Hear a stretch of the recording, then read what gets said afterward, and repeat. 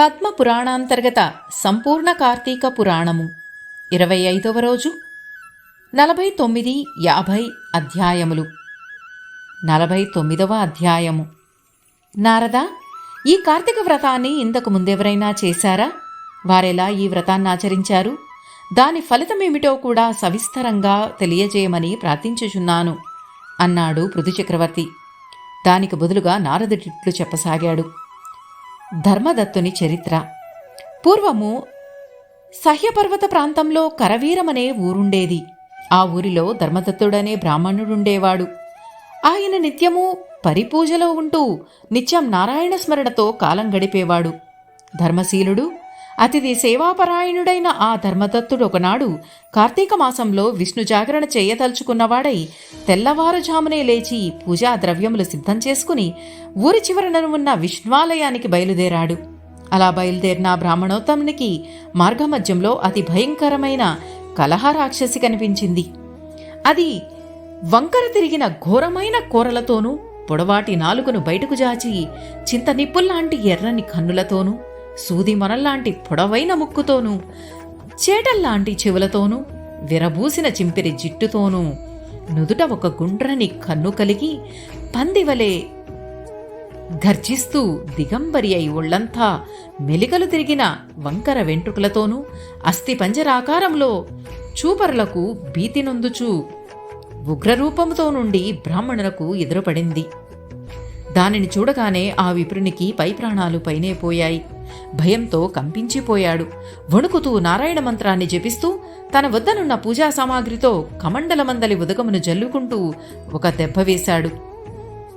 ఎప్పుడైతే ఆ బ్రాహ్మణుడు నారాయణ మంత్రాన్ని జపిస్తూ పూజా సామాగ్రితోనూ ఉదకముతోనూ కొట్టాడో అవి ఆ భయంకర రాక్షసికి తాకగానే దాని పాపాలన్నీ పటాపంచలైపోయాయి. తక్షణమే అది ఒక అందమైన వనితగా మారిపోయింది. జ్ఞానసిద్ధి కూడా ప్రాప్తించడం వలన అది చల్లా చెప్పసాగింది. ఓ బ్రాహ్మణోత్తమా, నా పేరు కలహ. నేను గత జన్మలో సౌరాష్ట్ర దేశమందలి భిక్షకుడనే బ్రాహ్మణుని భార్యను. పరమ గేయాళిగా ఉంటూ కలహ అనే పేరుతో పిలవబడేదానిని. అత్యంత కఠినాత్మురాలుగా నన్నందరూ ఏవగించుకునేవారు. నా భర్తనెప్పుడూ పట్టించుకోలేదు. ఆయన ఆజ్ఞనెప్పుడూ పాటించి ఎరుగను. నా భర్త చెప్పే హితువు పలుకులు ఆలకించేదానిని కాను. అత్యంత అహంకార భావంతో అందరినీ తృణీకరించి మెలిగేదానిని. భర్తకు ఏనాడూ సహకరించెరగను. నన్ను వదలని నా గర్వాన్ని, కాఠిన్యతను, దయారహిత హృదయాన్ని చూసి నా భర్త నా పట్ల విసుగు చెంది నన్ను వదిలివేసి మరొక వివాహం చేసుకోవాలనుకున్నాడు. నేనానాడు ఆయనను సుఖపెట్టలేదు సరికదా, పైపెచ్చు మరొక వివాహం చేసుకోవాలనే ఆయన కోరికను గుర్తించి భరించలేక ఆత్మహత్య చేసుకున్నాను. నా పట్ల తీవ్ర విముఖతతోనున్న నా భర్త ఒక్కసారి కన్నీరు పెట్టుకున్నాడు. అంతటి మహానుభావుడైనా అయితే ఏం, నేను అత్యంత దుర్మార్గురాలిని కదా. ఇంక నన్ను తీసుకుని పోవడానికి యమదూతలు వచ్చారు. నా భర్తను తీవ్ర ఇబ్బందులకు గురిచేసి పడరాని పాట్లు కల్పించిన నాకు యమదూతలు కాక విష్ణుదూతలొస్తారా? ఎవరి ప్రవర్తన ఎటువంటిదో వారి వారి మనసులకు తెలుస్తాయి గదా. సరే, ఆ యమదూతలు నన్ను తీసుకుని తిన్నగా యముని ముందు నిలబెట్టారు.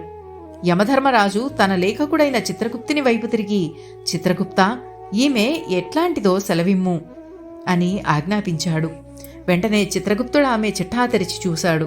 ఏముంటుంది అందులో? ఎప్పుడైనా ఏదైనా మంచి చేస్తేనే గదా. అంతా పాపభూయిష్టమైన కర్మలే, ఒక్క సత్కార్యమూ లేదు. వెంటనే చిత్రగుప్తుడు, అయ్యా, ఈమె చిట్టాలో మంచి మచ్చుకైనా కానరాదు. ఈమె ఒక దుష్టురాలు, దుర్మార్గురాలు, కఠినాత్మురాలై నిత్యము తన పతిని పలు బాధలకు గురిచేసింది. దయాదాక్షిణ్యాలు ఈమెలో విషమంతైనానూ లేవు. మిక్కిలి గర్విష్టి అయి 10 మందిని తూలనాడింది. ఈమెకు నేతులు తప్ప నీతులు గిట్టవు. అత్యంత భోజన ప్రియురాలై సుఖించింది. తాను షడ్రసోపేతమైన భోజనం చేసి తర్వాతనైనా కనీసం భర్తను భోజనానికి పిలిచేది కాదు. కావున ఈమె అత్యంత పాపిష్ఠురాలు మహాప్రభో అని విన్నవించాడు. యమధర్మరాజు ఉగ్రుడైపోయాడు. ఓసి దుర్మార్గురాలా, నీ పైశాచిక ఆనందం కోసం నీ పతిని పలు ఇక్కట్లకు గురిచేశావు. పతికి పెట్టకుండా పట్టెడన్నం కూడా ముట్టరాదనే ఇంగిత జ్ఞానం కూడా లేక మెలిగావు.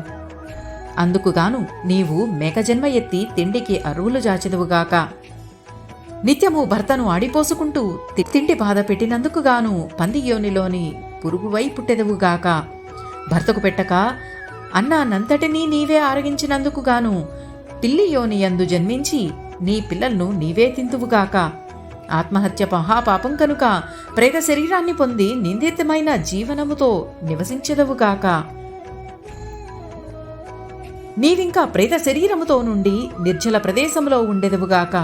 అటు పిమ్మట పైన చెప్పిన మేక యోనియందును, పంది యోనియందును, పిల్లి యోనియందును పుట్టి దుర్భర జీవితములను గడిపి ఆపై సత్కార్యములను చేయుదువుగాక అని దండన విధించాడు దండనాథుడు.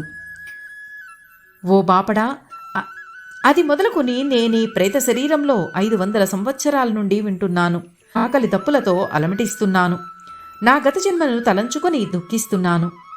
పిమ్మట నేను కృష్ణా సరస్వతీ సంగమ స్థానమైన దక్షిణ దేశానికి వచ్చాను. ఇక్కడ సంచరిస్తుండగా మీరు కనపడ్డారు. అతి పవిత్రమైన తులసీ జలాలు, పుష్పాలు నన్ను తాకగానే నాకీ పాటి జ్ఞానోదయం కలిగింది. ఓ పుణ్యమూర్తి, ఇక నీవు ఈ ప్రేత శరీరం నుంచి అటు పిమ్మట ఎత్తవలసిన త్రయోనుల జన్మల నుండి నాకెట్లు విముక్తి కలగగలదో సెలవిచ్చి పుణ్యం కట్టుకోండి అంటూ భూసురుణ్ణి ప్రాధేయపడిందా కలహ. కలహ చెప్పినదంతా విన్న బ్రాహ్మణోత్తముడు కరుణార్ద్ర హృదయుడై తీవ్రంగా ఆలోచించి ఇట్లు చెప్పసాగాడు. 49వ అధ్యాయము సమాప్తము. 50వ అధ్యాయము. ధర్మదత్తుడు కలహకు విముక్తిని ప్రసాదించుట. కలహ చెప్పినదంతా విన్న కరుణార్ధహృదయుడైన ధర్ముడిట్లు చెప్పుచున్నాడు. ఓ కలహ రాక్షసి, దానాలు, వ్రతాలు, తీర్థయాత్రలు, భగవద్భక్తి, భగవతారాధన, భగవత్సేవ మున్నగువాని వలన పాపాలు నశిస్తాయి. కాని నీవు చేసుకున్న పాపము అత్యంత ఘోరమైనది.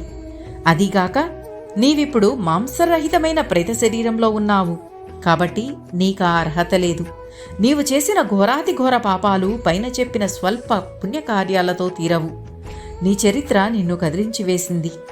కావున నేను నా బాల్యము నుండి ఆచరిస్తున్న కార్తీక వ్రత పుణ్యంలో సగాని నీకు ధారపోస్తాను. తత్ఫలితంగా నీవు నీ పాపాల నుండి విముక్తురాలవై ముక్తిని పొందెదవుగాక అని చెప్పి నారాయణ మంత్రాన్ని జపిస్తూ తులసి దళాలతో ఆమెను అభిషేకించి తను బాల్యం నుండి సంపాదించుకున్న కార్తీక వ్రతపుణ్యాన్ని ధారపూశాడు. అంతే, మరుక్షణమే కలహ తన ప్రేత శరీరాన్ని పోగొట్టుకుని దివ్యమైన సుందరాంగిగా అద్భుతమైన లక్ష్మీ కళతో ఉట్టిపడుతూ మారిపోయింది. ఆ మార్పుకు అచ్చెరువందిన ఆ కలహ పరమానందంతో ధర్మదత్తునికి కృతజ్ఞతలు చెప్పుకొనుచుండగా విష్ణుదూతలు ఆకాశం నుండి రానే వచ్చారు. పుణ్యశీల, సుశీలయ్యనే ఇద్దరు విష్ణుదూతల విమానం నుండి దిగి కలహను గౌరవ మర్యాదతో విమానం ఎక్కించారు. విమానంలో కలహ అప్సరసలచే సేవలందు కొనసాగింది. ధర్మదత్తుడా విష్ణు పార్షదులకు వందనం చేశాడు. అంతట పుణ్యశీల, సుశీల ఇద్దరూ ధర్మదత్తుడికి ప్రణమిల్లి, ఓ పుణ్యమూర్తి, నీ దయాబుద్ధి అత్యంత శ్లాఘనీయము. నీ దానగుణము అమోఘమైనది. దీనుల పట్ల నీవు కనబరిచే శ్రద్ధ కడు ప్రశంసనీయము. నీ ధర్మనిరతి కొనియాడతగినది. ఒక దీనురాలి కోసం లోకోత్తరమైన కార్తీక వ్రతపుణ్యాన్ని ధారపోసిన నీ గొప్పతనమేమని చెప్పగలము? ఈ త్యాగగుణము వలన నీవు అందరాని ఎత్తులకు ఎదిగిపోయావు. నీ 100 జన్మల పాపాలు పటాపంచలైపోయాయి. నీవు చేయించిన తులసి స్నానం వలన ఆమె యొక్క పూర్వ పాపాలన్నీ సర్వనాశనమైపోయాయి. నీవీమెకు అర్పించిన దీపదానం వలన ఈమె తేజోరూపాన్ని సంతరించుకుంది.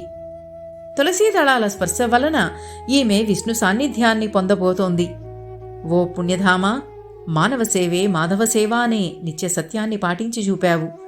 మానవ సేవ పుణ్యఫలం వలన మానవుడు కోరుకున్న తీరకపోవటమంటూ ఏమీ ఉండదు. విష్ణు ధ్యానచిత్తుడవైన నీవు చిరకాలము నీ 2 భార్యలతో కలిసి విష్ణు సాన్నిధ్యాన్ని పొంది సుఖించగలవు అంటూ ధర్మదత్తుని దీవించి వెడిలిపోయారా విష్ణు పార్షదులు. విష్ణుదూతలు ధర్మదత్తునికి వరమసొంగుట. విష్ణుదూతలింకనూ ఇలా చెప్పసాగారు. ఓ ధర్మదత్త, నీ భవిష్యత్తు కూడా చెబుతున్నాము విను. నీ పూర్వ పుణ్యం వలన నీవు మరలా భూమిపై సూర్యవంశంలో దశరథుడనే మహారాజుగా పుట్టి అప్పుడు కూడా వీరిద్దరినీ భార్యలుగా పొందుతావు. ఇప్పుడు నీచే పవిత్రురాలు అయిన ఈ కలహ నీకు 3వ భార్య కాగలదు. ఈమె కైక అనే పేరుతో పిలువబడుతుంది. దుష్టులను శిక్షించి శిష్టులను రక్షించే శ్రీ మహావిష్ణువు ఒక మహత్కార్యమునకై నీకు పుత్రుడిగా అవతరిస్తాడు. అతనితో పాటు శ్రీ మహావిష్ణువు ఆయుధాలైన శంఖ, చక్ర, శేషులు కూడా నీకు కుమారులుగా, అంటే జ్యేష్ఠ కుమారునికి అండగా ఉండడానికి పుడతారు. శ్రీ మహావిష్ణువు రాముడుగాను, ఆదిశేషుడు లక్ష్మణుడుగాను, శంఖ చక్రాలు భరత శత్రుఘ్నులుగాను ఆవిర్భవిస్తారు.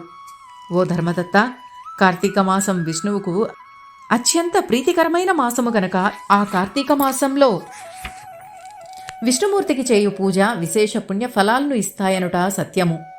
ఈ కార్తీక వ్రతంతో సమానమైన వ్రతాలు గాని, యజ్ఞ యాగాదులు గాని, దాన ధర్మాలు గాని లేవని తెలుసుకో. మహోన్నతమై నీ కార్తీక వ్రత పుణ్యంలో సగం ఇచ్చినందుననే ఈ కలహ విష్ణు సాయుధ్యాన్ని పొందింది. కలహను కాపాడాలని నీ కోరిక నెరవేరింది గనుక నీవింకా సంతుష్టుడవై సుఖంబుగా నుండుము అని చెప్పారు ఆ విష్ణుదూతలు. 50వ అధ్యాయము సమాప్తము. ఓం నమః శివాయ.